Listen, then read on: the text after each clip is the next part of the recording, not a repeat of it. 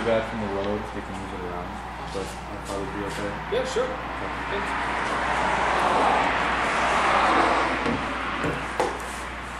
Are you working this weekend or? Pardon me? Are you working this weekend? No, I get to go to Cut Bank to visit my grandparents. Good for you. So, no, won't have to deal with floods for 2 days. Lucky, lucky. Yeah, I know.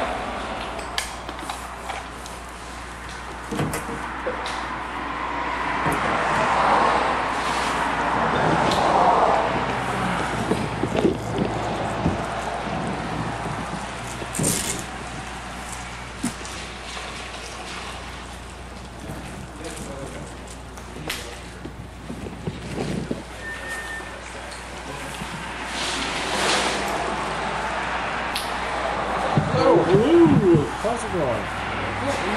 Good. Expecting some rain in here? As you can tell, I kind of had to make this myself, so I didn't really want to take it off, just in case. Rubber bands and garbage bags, thank you. The engineers were definitely watching me like, what are you doing? Did you get your...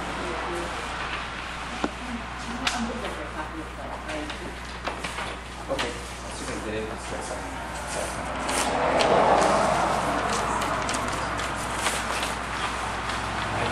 Hello?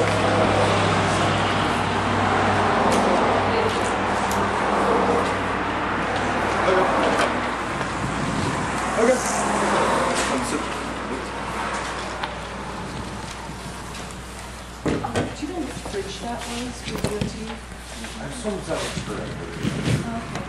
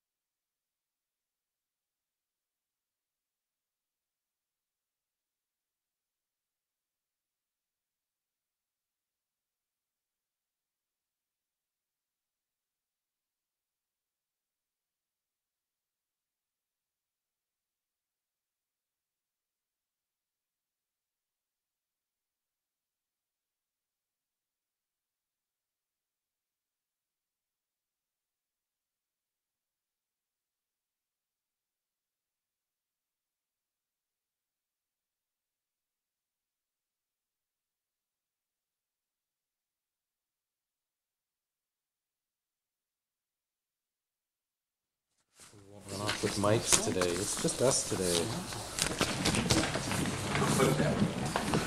It's just us. All right. Do we have everybody everything? Thank you. Told these guys we wouldn't run off with the mics today. Nice.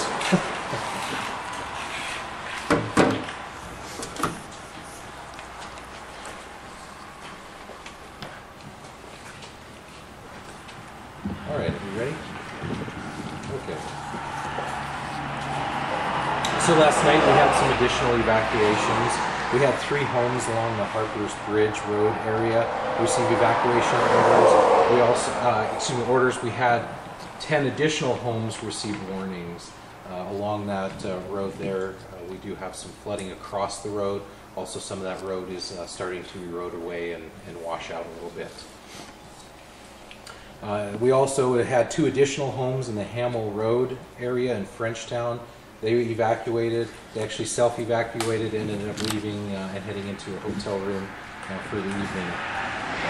The outlook forecast levels, especially for the next week, we're showing a continual rise in those flood levels on the Clark Fork River.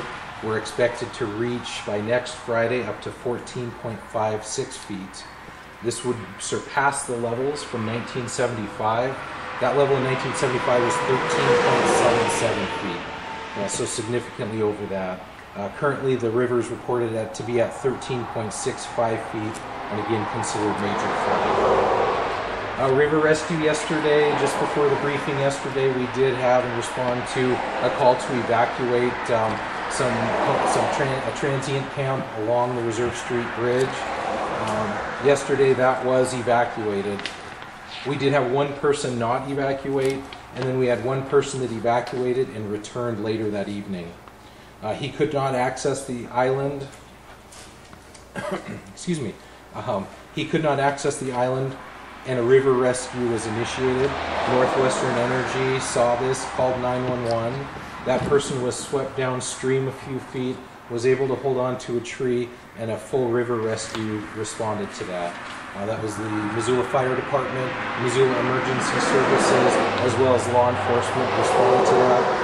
Missoula Fire Department took their watercraft out. They were able to safely remove him from that tree. He did get transported to the hospital with hypothermia concerns. He was in the water for over a half hour, upwards of 30 minutes, so did be transported to the hospital. Debris is increasing in the rivers and streams. The trailer home that was along Schmidt Road that we've talked about for the last couple days, the crews were not safely able to get in there and to remove those trailers. When they went to reassess that, those trailers had swept downstream. One of those trailers had swept downstream. A couple others were knocked off of their foundation and maybe a potential hazard as well. From my understanding, those trailers broke apart. And some of that is on lining some of the banks along that area. In addition, some outbuildings also headed downstream and believed to be a propane tank as well that headed downstream. So the debris is picking up significantly. And again, we just can't emphasize enough the safety concerns that we have of anybody out on that water, whether they're recreating, whether they're in that flood area trying to protect their home, very fast moving areas. And we're very concerned about their safety. Along with that, we had Missoula County Public Works, as well as the Montana Department of Transportation, is out looking at those bridges along the way.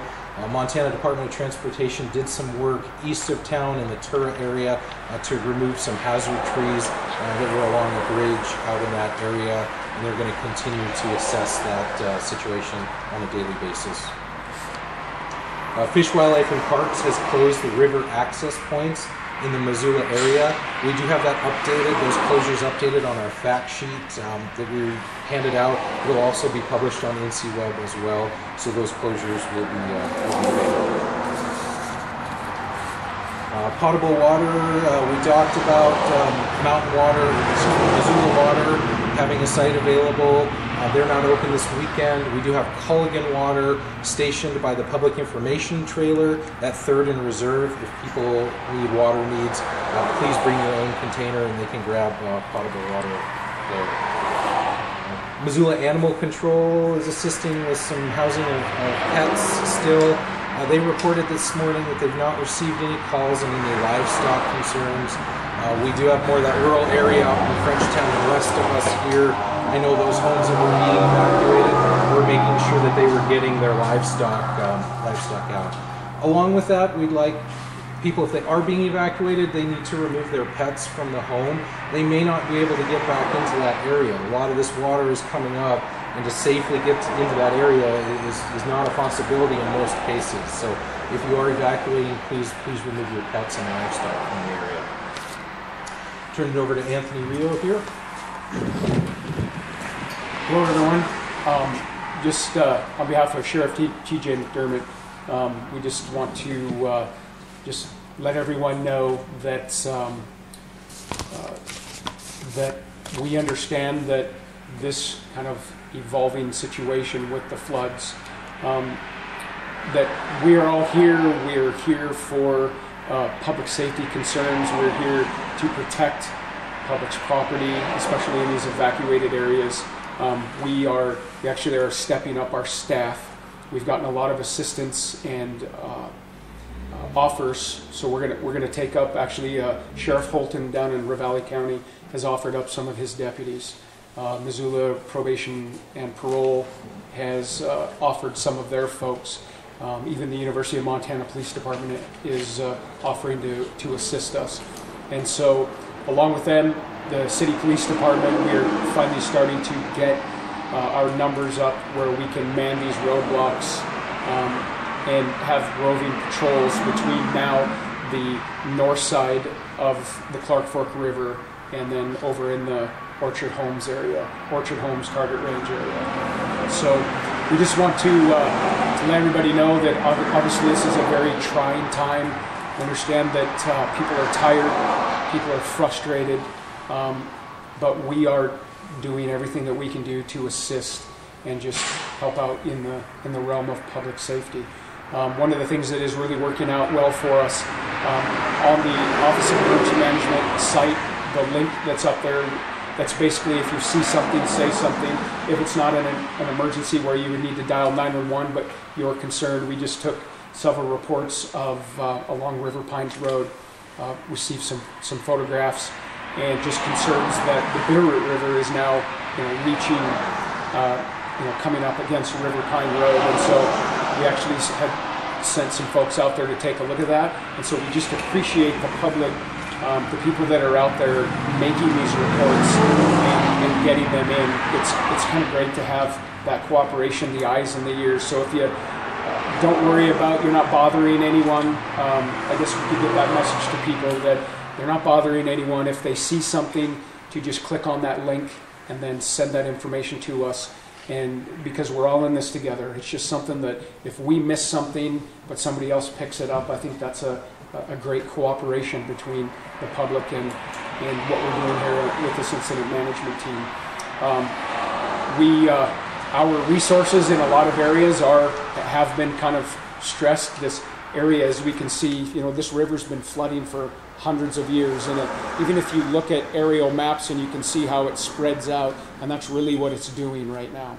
And so the more it spreads out, the more thin that we get spread out, because we are really trying to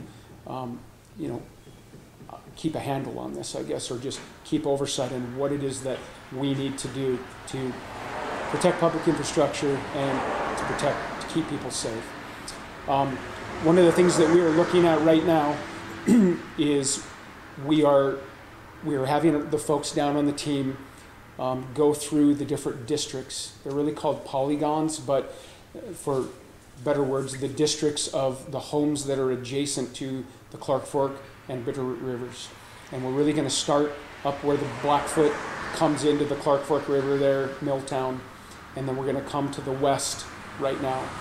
And then we're also looking at the Bitterroot River, where the Bitterroot comes down, obviously upstream, up from the Bitterroot, down into Missoula, and then the confluence. And so what we're attempting to do is do these rave alerts where we're putting people under warning. So it's going to be a fairly medium-sized message telling people that this is their warning, that if you live adjacent to the river, obviously there is flooding in the area, and please do not expect someone to come to their residence to warn them that there's flooding in the area. This will basically be the warning. So we're asking people, I spoke with Adrian Beck with the Office of Emergency Management, and we're just requesting that if you haven't signed up for Smart 911, please do so. That way you'll get these alerts and we can push out information. It is really the fastest way. If we were to go to evacuation orders, that is when we would attempt to go to every residence. But for right now, we're just going to try to push out these warnings, and these warnings will go all the way west to the county line. So it'll go all the way through 9 Mile and then on out even close to Alberton, that for these homes that are adjacent to these waterways. We just thought this would be the prudent thing to do to make sure that we haven't really missed anyone. That just, for some reason, if somebody is not aware that this flooding is happening, that we could get this information out. The only other thing I can talk about is we did some work today on these waivers. It's been a lot bigger process than I thought, but we are very close to getting these waivers out to these folks who are in the evacuated areas, where we can allow them to go back and forth to work on sandbagging operations and that type of thing. One of the last things I just want to say is we want to really thank Team Rubicon for coming into Missoula and working, I guess, on the public sector side to assist people in these sandbagging operations and doing these coordinated efforts. One of the things that we're kind of asking the public is just to be aware that if you're sandbagging your own house, your own neighborhood, sometimes we're just kicking the can down the road and it's causing bigger problems for other neighbors, other neighborhoods. So we're just really just asking people to be aware of that although you might think you're doing a really good thing, sometimes if somebody else comes up and you're affecting their property or what's going on there, we're just saying that it could cause other ramifications down the road. So just want people aware of that. One of the last things I'll say, we've been getting a lot of messages, a lot of questions about that South 3rd area from Grove Street down to Tower. One of the things we did today is we put up signs that just requested local traffic only. That neighborhood is so inundated with people trying to come and look to see floodwaters that it's really inhibiting the sandbagging operations and those things that are going on there. It's making it a little bit harder for those trucks to get in and out of there. But a lot of people are asking, does this mean we're under evacuation order? Basically, all we've done is at the request of some of the homeowners to try to slow down the traffic that is not local and just ask people if they could just stay out of that area if they're not really there for sandbagging operations or they don't live there, if they would just stay out of there. Questions? So with the river projected to rise now another foot, do you guys have any idea what that might look like and how? I mean, in 1975, a lot of the structures that are out there weren't there then. Yeah, we're reaching new levels that we haven't seen since 1975. So all I can say is that we have people working tirelessly behind the scenes. The National Weather Service providing all those forecasts and updating us on a very regular basis. So we're monitoring that situation and watching that as it unfolds here and reacting to that as Mother Nature reigns and plays out its cards here. I know the Army Corps was expected to check out the berm over at Smurfit Stone. Any report back? Do we know? No report back. They were handling that this morning, so we hope to have some more information on them looking at those berms and seeing what the condition is of that. Maybe later today, or we'll try to get that out as soon as it's available. Captain Rio kind of already talked about this, but on Stony Brook, there's now a road closed sign, but it's not under evacuation notice. Is that kind of the same thing you were talking about? Yeah, so Stony Brook has been experiencing a lot of groundwater. And so it just, yesterday this popped up. It was a very interesting thing. Just even to the south side of South 3rd, right at Tower, you'll even notice out there there's a large field, and that field is full of water right now. And it was kind of an interesting phenomenon, because as soon as that happened, the Stony Brook and all of that on the north side, the north, I'll say, and west side of Tower started filling up with water. Are those the only locations that are having that groundwater problem? No, it's really, we've noticed that both sides of South 3rd, all the way out to Clements, people are noticing their crawl spaces are filling with water, their yards are filling with water. So just as this water comes up, we are going to get a lot more groundwater rising, and you can really tell, you know, the difference. It's not the muddy river water, it's a lot more clear, and that's really how you can tell. And in the Frenchtown area, we did have a resident report yesterday. He had no water in his basement, and then he woke up this morning and had 4 to 6 inches in his basement from some of that groundwater. Is there any way to anticipate that coming into your house? Can you tell if that's going to happen? You know, that's really hard. What we are saying and getting some messaging out too is a lot of people are pumping out their basements. From a structural standpoint, that can have some impacts, because there's water both on the foundation and the inside of the house. When you pump out your inside of your basement, that water is still pushing against your foundation and can cause some structural issues in those situations. As we move into the weekends, will that change any dynamics as for manpower on the scenes and stuff? So, you know, we're working through, the incident management team is working through the weekend. I know the sheriff's office is staffing up, trying to get some additional help in here. So no, we're working through the weekend, absolutely. Any talk of National Guard coming in as everything expands and you all get stretched thinner? You know, the lieutenant governor visited and said if there's additional resources needed. The Office of Emergency Management and Adrian Beck's office is working with state DES to identify any of those needs and fill those as requested. Any word on that berm off of Crim that they were working so hard to save yesterday? Yeah, so it's, you know, the Army Corps of Engineers went out there. It's not really a berm. It's a residence in the 60s pushed up some dirt up into that area, used a bulldozer. There was a big community effort to sandbag that area to add some additional protection there. The Army Corps of Engineers did go down and help with proper sandbagging techniques, because there was a lot of volunteers that showed up at that location. Do you have any idea if that water... So far, so good. you mentioned people should be aware of their sandbagging and how that affects somebody downstream. If that is the case, what do you suggest people should do?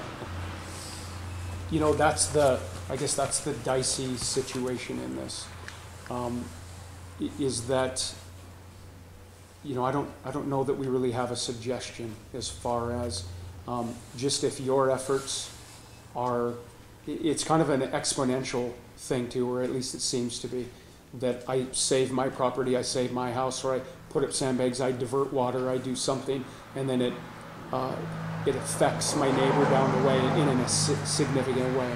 And so I guess the one thing that we could just say is if you should try to work with your neighbors. If somebody comes and says, hey, because of this, it's causing this at my house, then it might have to just, you know, they might have to rethink what exactly it is that they're doing. We know that obviously, you know, it is human nature to focus on your property, your things, your belongings, but this really is a community problem. This is one of those things where, you know, whole neighborhoods are being affected, and so just hopefully people will be considerate of that. Any idea of where the homeless camp is going to move to, where those people are now? So, as far as that homeless camp, when we went down yesterday, we worked with the Poverello, and they were expecting a vehicle. From what I was told, they were expecting a vehicle. And so some folks were there waiting. Ultimately, they got up and left. And to my knowledge, I don't think anybody ever even waited for their vehicle to take the housing. And so we did have one holdout that just refused. He did not want to go, did not want to leave. And obviously they've been moving the whole time with the water as the water was rising. So.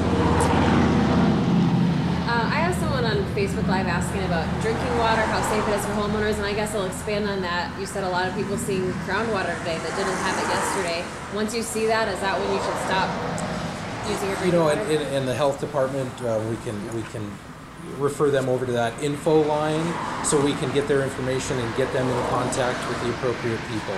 Now, if you're on Missoula water system, that is safe drinking water. If you're on a well, that's where that becomes a concern. So we can point them to that information line, 258-INFO, INFO, and we can get some direction to them.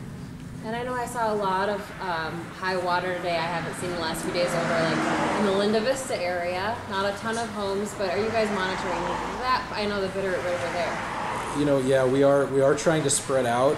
Right now we do have those field observers that we've been talking about over the last several days out working west here. Heading into the Frenchtown area, we saw some impacts there last night.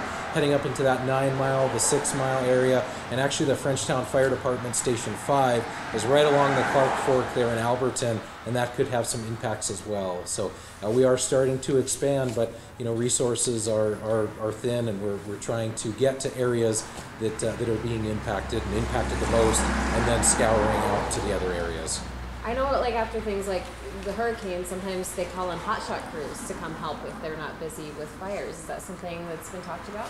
And that's something that, working with DES, additional resources that are needed are continually being looked at as well.